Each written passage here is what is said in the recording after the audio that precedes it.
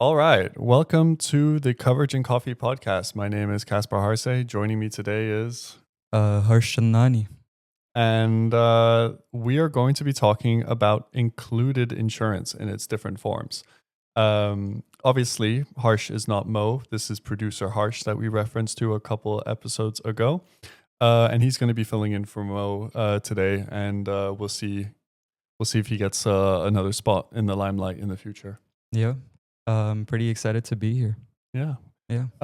So yeah, we're talking about included insurance, and that's not really a actual explicit type of insurance, but it's kind of an umbrella term that I've given some various different concepts here: affinity insurance, embedded insurance, and PPI, so payment protection insurance. Yeah. Now, insurance is relatively new to you. It's obviously new to Mo for those who listen. But do any of those three things mean anything prior to the conversations we've had today? Not really. Apart from, I suppose, embedded insurance, I feel like it's more common out there. And well, for those of you who don't know, embedded insurance is a type of insurance that is integrated into a lot of purchases that you make. For example, when you buy a plane ticket, you get travel insurance with it, or when you buy a car and you get insurance with that. It's traditionally it is integrated at the point of sale, if I'm not wrong. Yeah. So today we're going to be exploring embedded insurance for a handful of reasons. Particularly, it has absolutely exploded in recent years. I mean, I think that kind of goes along with these digital purchases, right? I think that this might be before either of our time, but those guys who are in your local superstore, they'll come up and they'll like offer insurance with whatever you're buying, right? Like you used to see insurance salesmen, in person, they would come and offer you insurance. Or there's that classic, oh, your car's extended warranty is running out, right? Yeah. But specifically, embedded insurance is currently, I mean, this is a really, really large range, the one I have here, but some, lower end, it's a $10 billion industry. Upper end, it's a $150 billion industry. So an incredibly wide range. And that kind of has to do with the fact that it's a little bit hard to track. And it's also a little bit hard to, let's say we're talking about travel insurance and they're offering you insurance for your flight. That probably has a slightly higher hit rate than, let's say you're on Amazon and you buy an electronics and they try to sell you insurance with whatever electronics you're buying, right? You probably have a little bit higher hit rate with travel, right? No one wants to see their travel plans get ruined, so they're going to hit that. So that's probably why we have the range. But it's projected to hit 700 to 850 billion in 5 years. Wow. Now, the thing about insurance, we've talked about this before, you can really make any type of insurance product. And figures like this typically come from people who are motivated, to say the least, to show that they have growth, right? So, I don't know if I necessarily agree with, if we take that lower end, 10 billion, there's no way that's becoming a $700 billion industry in 5 years. Even if we take the upper end, the idea that it's going to pretty much, what would that be? That's doubling almost every year. If it was 4 years from now, we hit 700 billion, it would be doubling every single year. And embedded insurance has come a lot more. I mean, I've been buying stuff from Amazon for the podcast, for example, and every single time they try to offer you something. So it is getting bigger. But I think, anywho, those are the figures, at least that's what we're seeing. It has a much higher growth rate than traditional insurance distribution lines. That's, I guess, makes sense when you get new types of distribution, right? Like, I think that probably when people could start selling insurance over the phone, that was probably the fastest growing type of insurance before, having to do things in a shop or manually. Yeah. Have you ever bought embedded insurance? Only travel. Only travel? Only travel, yeah. And I was pretty close to getting embedded insurance while purchasing my phone, but I actually don't know why I didn't. Yeah, I mean, phones are big purchases. It isn't as. I actually have something to bring up around phone insurance specifically. Yeah. But so The kind of main motivation why the industry really cares about embedded is because insurance, for the most part, can feel like a hassle, right? You buy a house and then afterwards you got to go deal with insurance. You buy a car and then afterwards you got to go deal with insurance. And then people don't get it. They have an accident in the interim between, they bought the car, they drove it home, and then they crashed it because they were going to call some people instead of getting the embedded insurance at the dealership, for example, right? Yeah. So it's trying to make it a lot easier.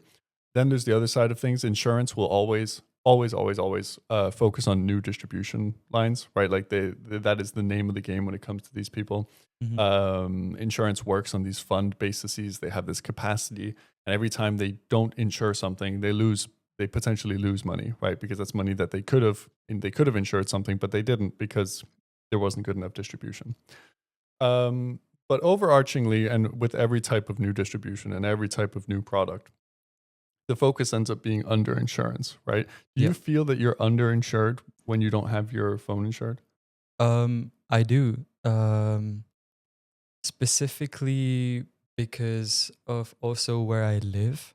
I feel like with the recent growth in, I guess, robberies and phone thefts. Yeah, I was gonna say maybe share that story. I'm actually not.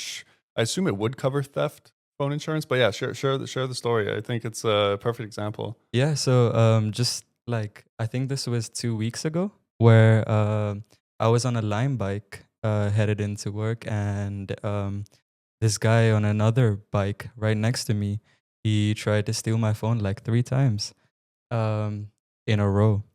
And it was pretty scary in the moment because like I obviously didn't want my phone to get snatched. Yeah. But somehow managed to kind of drive away and Bike away.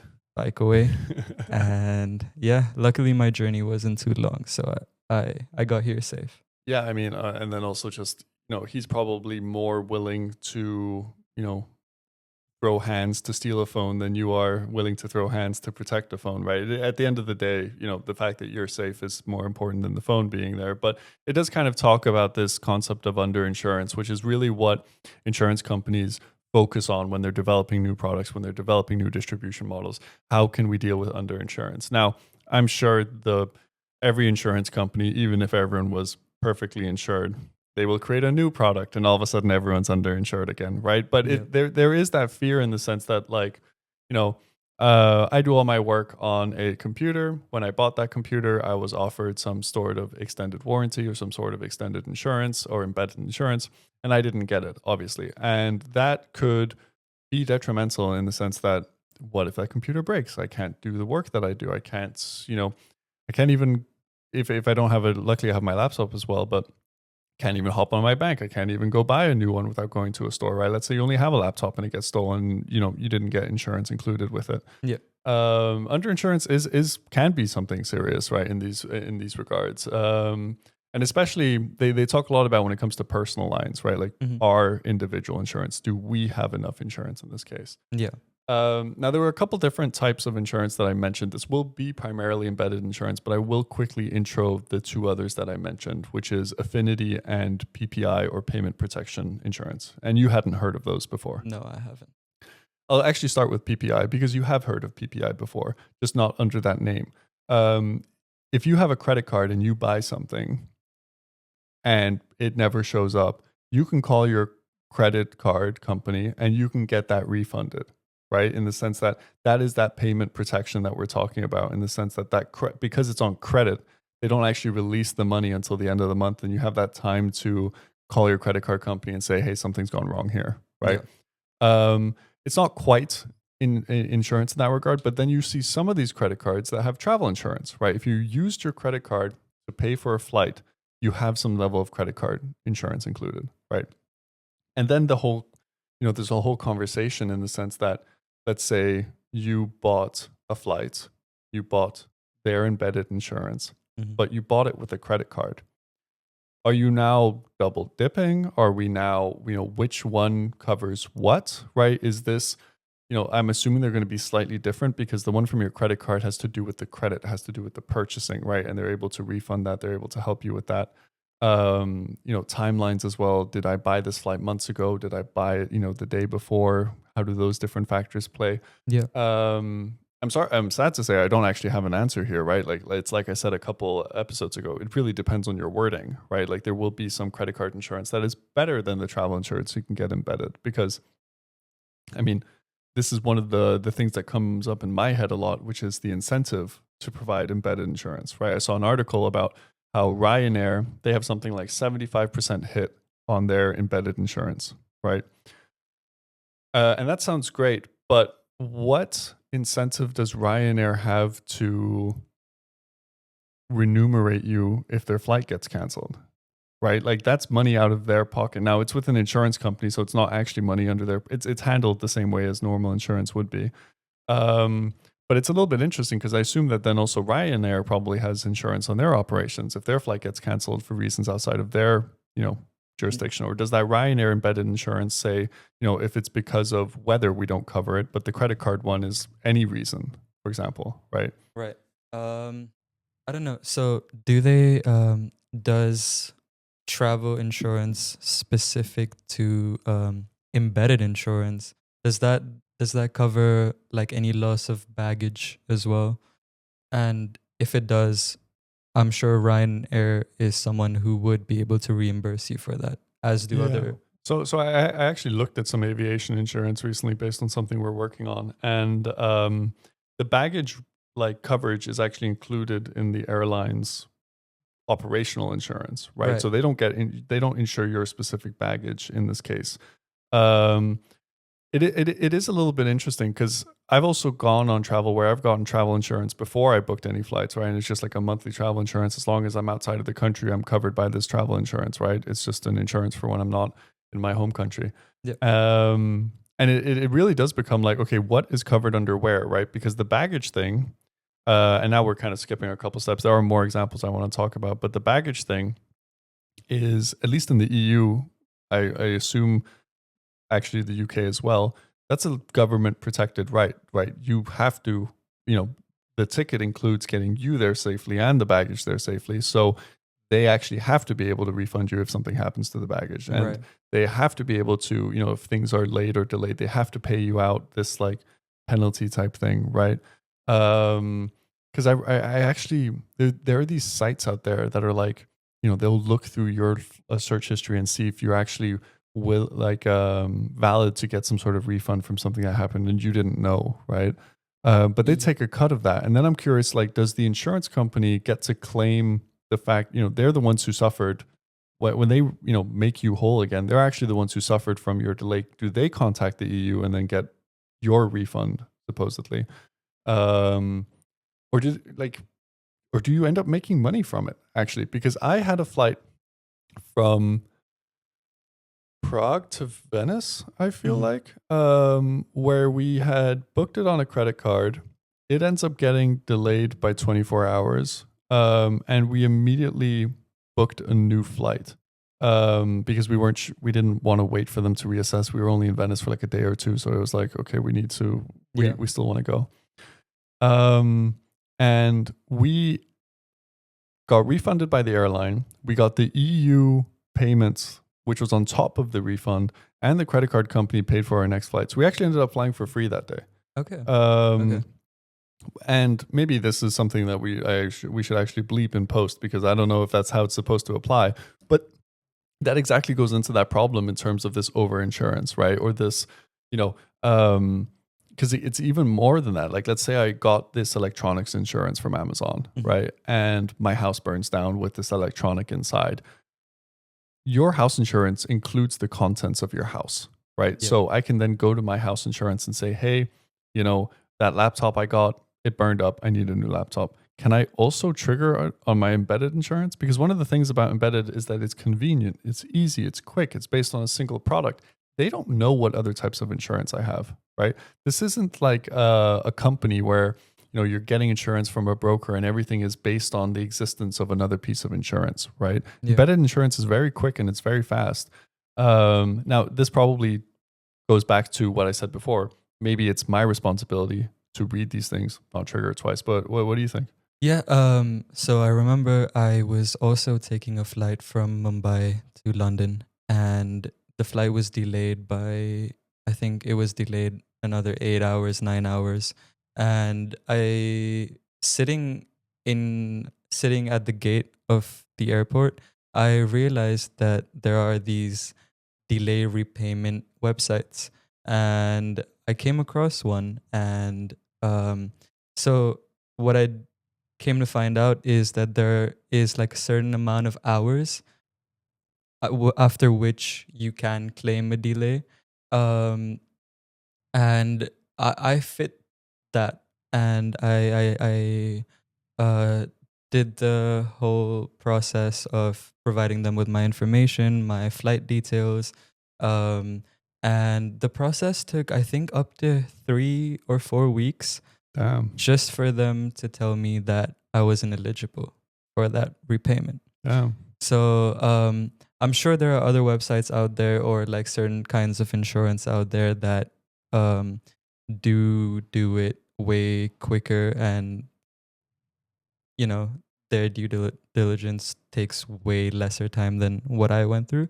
But I think that's also interesting in ways of, apart from the aviation industry, we also have the Great Western Railway in the UK, which repays you. And I'm not sure if insurance is included when you buy the ticket, but if your train leaves more than 15 minutes late, according to how late you did leave, they repay you some amount from the ticket. Yeah, actually, it's funny because I mean the railways are not exactly the best here, so I can imagine that triggers more often than they would like. But it's also an incentive to maybe try fix things if they have to, they have some sort of punitive measure. Yep. I know in Denmark as well, DSB is the largest train provider there, and I don't know what the exact metrics are, but there's a certain amount of delay where they will then pay for your cab ride. Right. So if you end up, it ends up being 3 hours delayed, there's no sign of it stopping. You can actually take a cab ride, which in Denmark is really, really expensive, and then send the bill to them. And I mean, I think that falls a little bit more into included. I have a feeling that the ticket price includes that. That's more like a guarantee, a warranty type situation. Like it's the same as if we go back to Amazon real quick. Technically your package has delivery insurance, but at no point are you paying delivery insurance. It's already included. Amazon has a huge delivery insurance scheme that will pay out each individual one of these so they can fix the problem, right? You don't actually see any of their money. They will use that money to fix the fact that they got to send you another product, right? But I will, there's so many more examples outside of travel, and I do want to move away from that because it is a little bit more interesting to talk about some of these other scenarios here. Before I do that, there was actually one last type of insurance that I kind of threw under this included one, which was affinity insurance. So affinity insurance is probably something you haven't heard about until it's really, really helped you, or unless you're the one sorting it for whatever organization. This is typically associations, unions, things like that, like the Association of National Architects. You're a bunch of architects here in the UK, and you get together in this professional association. It has benefits for networking. It has, gives you that stamp of approval to say, I'm a certified architect or something. But they will typically also include some sort of professional indemnity insurance. So that is through the course of your work. If you did a mistake, they will help cover you, and that's a part of your fee. But that is a little bit different. I just wanted to bring it up, not because I have a point to say really with it. It is going to be quite embedded focused today. I introed it. So I got to commit. Commit.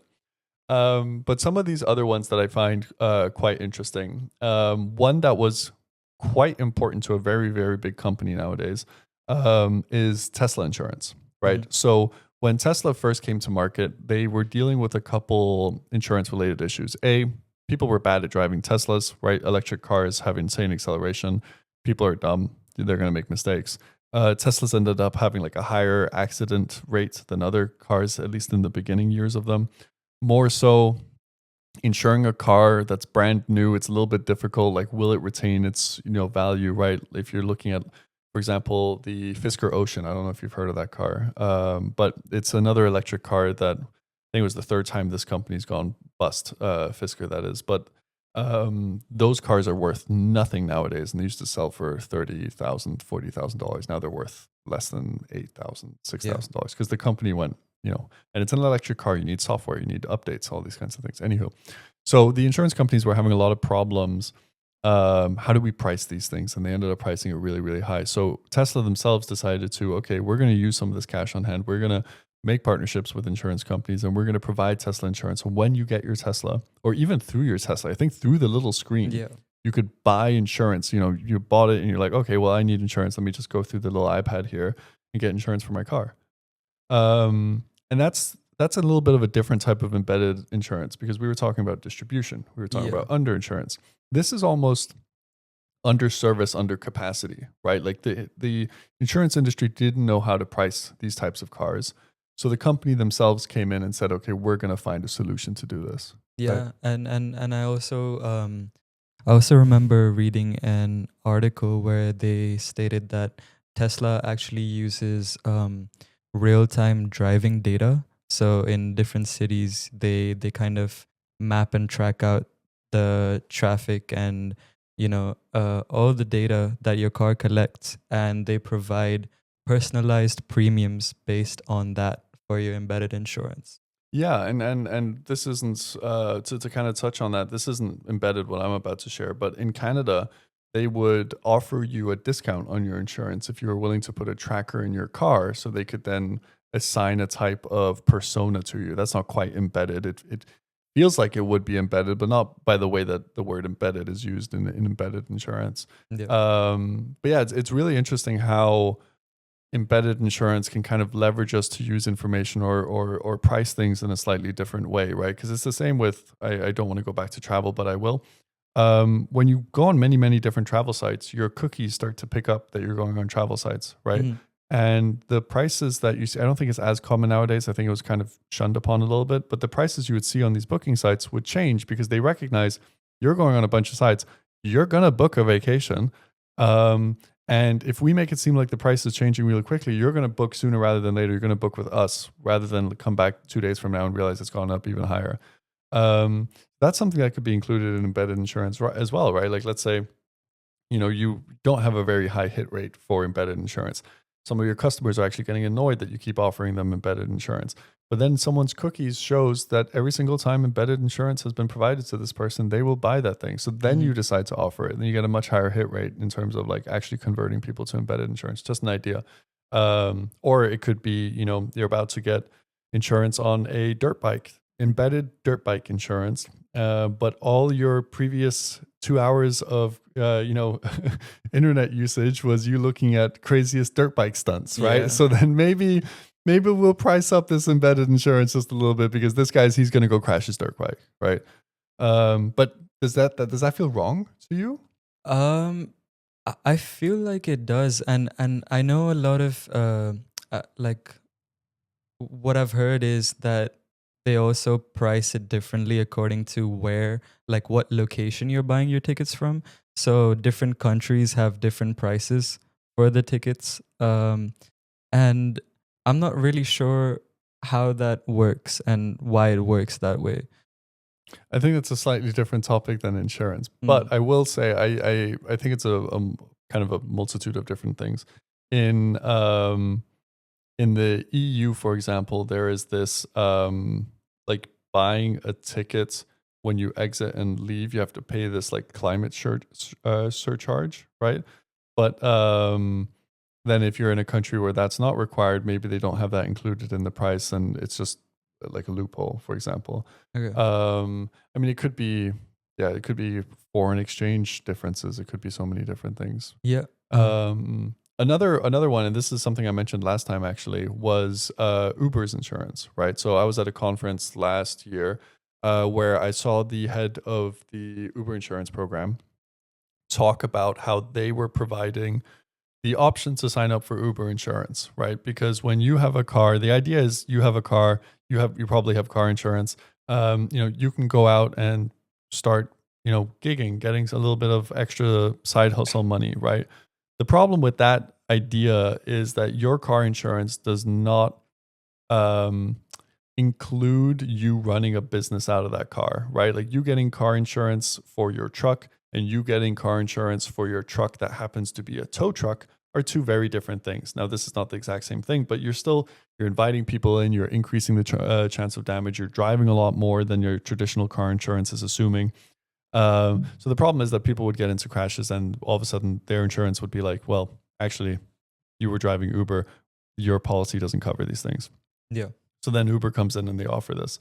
But one of the things we mentioned last time was that I feel like once you start offering employment insurance to your contractors, right? They're not employees. But once you start providing some sort of career, or it's the same thing with the affinity, right? This feels a little bit like an infinity solution for Uber drivers in the sense that, like, I assume, actually, maybe I can look up the stats on this, but yeah, what do you think about this Uber providing insurance for their drivers?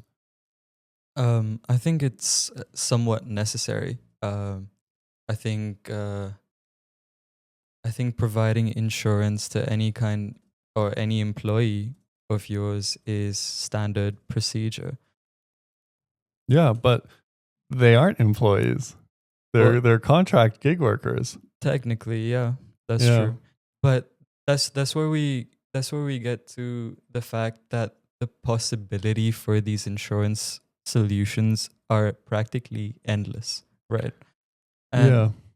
And there was actually, I'll bring this up, and we can further talk about this after you show us your research. But we were actually just speaking about something pretty interesting related to your recent ski experience. Yeah. So on the Uber, they don't release these stats, and I think a good portion of that is, or a good reason for that, is the fact that I think Uber probably makes money off this, and that feels even weirder, right? Like companies who get company insurance, they get all their employees' liability insurance. They don't make money off that insurance; they're paying for that insurance. But I think that they have found a way to commercialize this embedded insurance, right? Because when you go on Amazon and you buy insurance from there, Amazon gets a cut of that. They're not doing that out of the goodness of their heart, like, oh, we got to make sure people aren't underinsured. No, they got a cut of that. So when we're talking embedded insurance, the people who are embedding that into whatever purchase you're doing, they're actually getting a cut from it, right? So how does that exactly work when we talk about Uber? Well, I think that kind of, well, I mean, I think Uber's entire business model is a little bit predatory. So I don't want to talk too much about Uber insurance because it is a little bit of a etchy sketchy topic, because I do think that they should be employees, and if they are employees, this type of insurance should be included within their pay. But now you're having a situation where they're gig workers who also have to pay for insurance. Now they don't have to go with Uber, right? It's not like Uber has mandated you must get Uber insurance. That would be maybe crossing a line too far. There's also the other idea that Uber understands their operations best. They can sell the risk best. You know, they're not the ones actually providing capacity. They're partnering, I think, with Insure or something to provide this solution. So, they could use that size to get a better deal for their Uber drivers, right? So there are two sides to this coin, but guaranteed Uber is getting a cut of the money that Insure is making from this. There's no doubt about it. Otherwise, I doubt that the problem of Uber drivers not getting insurance is big enough that the Uber drivers wouldn't just get insurance somewhere else. It could also just be a liability thing, for example, that Uber needs to verify that they have insurance. And then, if they can't verify that and someone drives without insurance and one of the passengers gets hurt, like, the Uber could blame the driver and be like, well, we told you to get it. The Uber driver disappears. No one, he leaves the country. He's not going to help pay out this lawsuit. So there's so many different reasons why Uber would be doing this. One that I saw that was really quite interesting to me, right? Because just like you said, just like when you introduced embedded insurance, it's at the point of purchase that you're adding this insurance for whatever you're purchasing, be it travel, be it your Tesla, be it your be it your electronics on Amazon. But I saw an article relating to Monzo, the bank, right? So they are a new fintech bank who are providing, as you sign up, they will provide you with mobile phone insurance. So this goes back. So, if you still regret your choice, maybe sign up with Monzo. Yeah. But it's so interesting because when you're doing that, you're explicitly in just purely in that dynamic, you did not buy that phone on Monzo. They don't know what phone you have. They are. I can't remember if it was. I can't remember if it was free or if it was. Yeah, so it's included in Monzo Premium. So if you get a Monzo Premium bank account, so this is a really interesting way to use embedded insurance because it is now like an incentivizer, right? This Yeah. is not fighting a potential risk in purchasing your product. You're now using it as an incentive. Mm-hmm. Which kind of is very different from this goal of let's make some money from it. Let's make some, I mean, I guess you do make money from it indirectly in the sense that, okay, if we get more people signing up for Monzo Premium purely because of this phone insurance, but it's very different from this conversation about underinsurance. Yeah, and I think that's a very interesting topic when it comes to, with the growing digitalization of, I don't know, everything being online. So you have every generation from millennials, Gen Zs, or even like the older generations now using technology to purchase, and kind of it's become a part of our day-to-day life, and it consumes a lot of our hours, right? And people, when increasingly over time, consumers of all generations, they kind of like forge new relationships with different businesses and brands, through like personalization and like a lot of experience oriented stuff. And what that means is that not only is it more convenient to purchase insurance, um, like through an embedded offering, but a lot of people actually feel more comfortable buying insurance from brands or companies that they trust. Mm. Yeah, no, I 100%. I think you're 100% spot on right there, right? It's the same reason why Apple Care is so successful, right? Like, I don't think electronic insurance for Apple products would have the density it did if it was just Allianz came by and was like, "Hey, do you want your iMac insured?" Right? Yeah. But because it's Apple providing it, it a speaks to testaments. It's that same thing like that money back guarantee, right? It says that like we believe in our product so much and we care about you as a customer that if you don't like it, you can get your money back. It's the same with Apple providing Apple Care, right? Like we believe in the quality of this product. It's so good. We're going to believe in it, and that extends to all embedded insurance. Really, I think you're Yeah. really onto something here in terms of why it's so psychologically important to consumers, not just young but all consumers, in the sense that when it comes from the person providing you the product or service, it feels like an underlying or a testament to their belief that like we wouldn't offer you this insurance if we thought something was going wrong, but we understand that there's this like peace of mind and we want you to have that peace of mind. Yeah, and I think something that adds to it is also convenience in getting it. With Oh, 100%. I mean, it's what I said in the start, right? Like yeah, insurance can seem like such a hassle, right? You have to go get it externally to everything, but if it's just tick a box and pay a little bit of extra money to get that insurance, then yeah, sign me up, right? yeah, And there are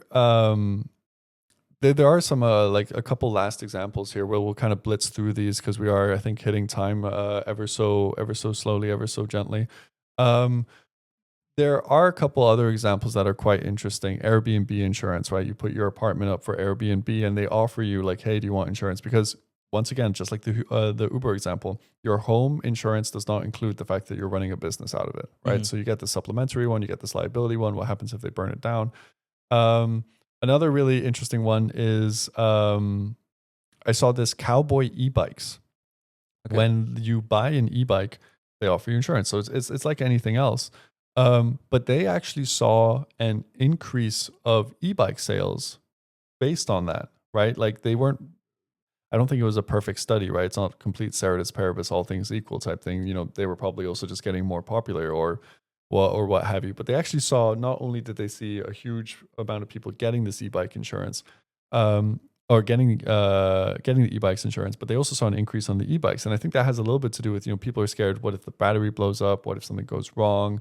I don't want to be stuck with this giant hunk of metal that I don't know what to do with if something happens. Oh, but I can get insurance for it, Mhm. right? Worst comes to worst, I get insurance for it. The last one that I thought was really, really interesting is bike lock insurance that insures the bike.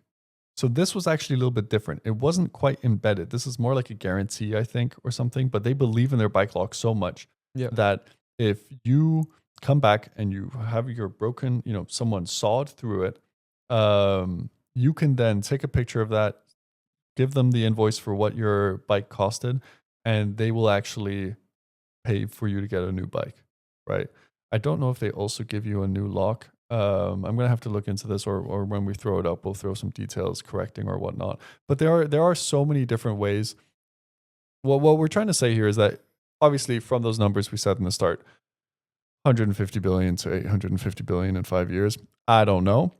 But there are so many different ways that embedded insurance can be used, right? There's that travel, which can sometimes feel a little bit supplementary, right? There are the local laws, there's different things that might protect you. There's the Tesla one, which can help service clients who, you may buy a Tesla, you got 90 days to return it or whatever based on your state laws or whatever, and you weren't able to insure it, so you decide to return it. Now, where embedded insurance can help support an underserviced part of the industry. We have the Uber insurance, right? So this could be a liability play for Uber. This could be purely we're going to make a little bit of extra money, but we got that numbers and size. It could be a scratch my back, scratch your back situation. I was very pessimistic towards the Uber situation, but it could literally be that we aggregate all these guys, benefits for them, benefits for us, everybody wins. There's the banking scenario, right? So we have, it can help your customers feel more at ease with your product. It may be a new product. It may be a risky product. It may be a big investment for these people, right? E-bikes are expensive. Yeah. It could be something that's underserviced, or it could just be a selling point on its own, like the Monzo thing, right? Now, I think the Monzo one, I'm not entirely sure if this counts as embedded because it's a part of some monthly payment that you're doing. It's just that's like paying for your credit card. It feels a little bit more like some sort of retroactive PPI than it does embedded necessarily, or like a marketing thing. But it really does underline where embedded is and where it could go. We've done this a couple times now where we talked about parametric, we talked about ENS, we talked about these different things, and we kind of finished off with us coming out with some wild theories. Do you have any theories in terms of where you might see embedded in the future? And I will Google it while you say it, just so we. Yeah, so I feel like with the growing impact of AI, and a lot of growing uncertainty and requirement for more personalized risk assessment, I think firstly I want to bring up the question of there's a big debate of whether embedded insurance is priced correctly. So I feel like in the future, with AI being integrated into these kind of into how we'll be able to price these policies more accurately. And ideally, this, I guess, means that insurers will be able to offer customers, like, I guess, more tailored products for a Yeah. fair price. No, I agree with that. But I think my question was more, what new types of embedded products do you think that there could come? And this is very open ended. You don't need to have an answer here, right? Like I'm trying to think of it, and it's a little bit difficult for me, right? I think it could be. I'm not entirely sure how popular this would be, but like reservations at restaurants. Because like Right. sometimes people are already putting like deposits down for different places, right? Like you go on open table, you got to put a deposit down. What if you get there and the table isn't available for some reason, or something happened, you had to book months in advance and you couldn't actually attend for some reason. Yeah. That could be a type of embedded insurance. I'm not sure how much people would be willing to pay for that, Yeah, and but I think that's pretty interesting because have you heard of ClassPass? I have heard of ClassPass. I don't remember what it So is. it's basically you pay, I think, like £1, and you have these different activities that you can go and do, like uh, gym, Pilates.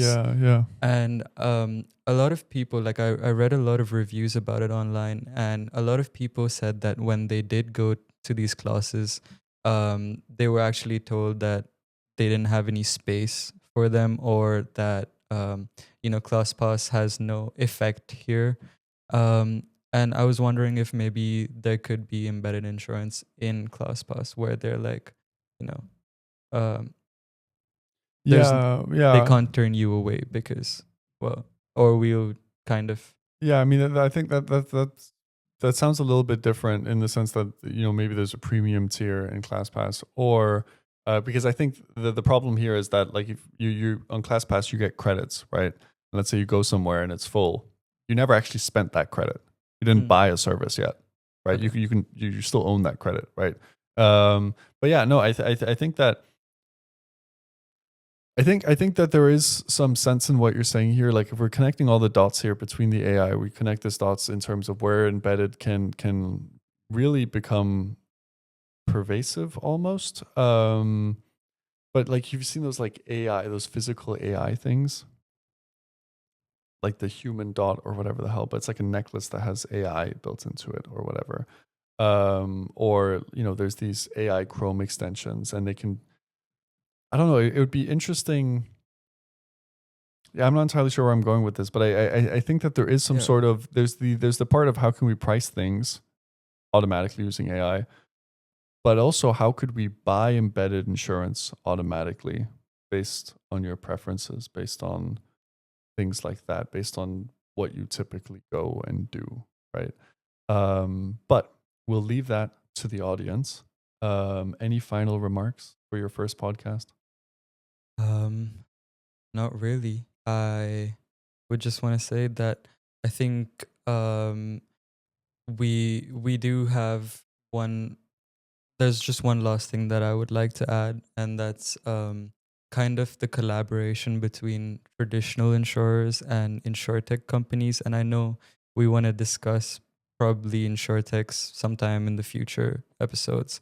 So I think uh, with the fact that insurtechs are deeply embedded into embedded insurance, would be an interesting segue to kind of get there and kind of close this episode off with just that as a remark.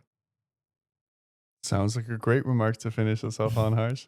I don't have much more to add to that, but we will be exploring insurtechs in the future. And there is that the classic insurance companies are archaic, or they're not technologically advanced, so they need to rely on insurtechs to help being able to create these embedded solutions, right? Yep.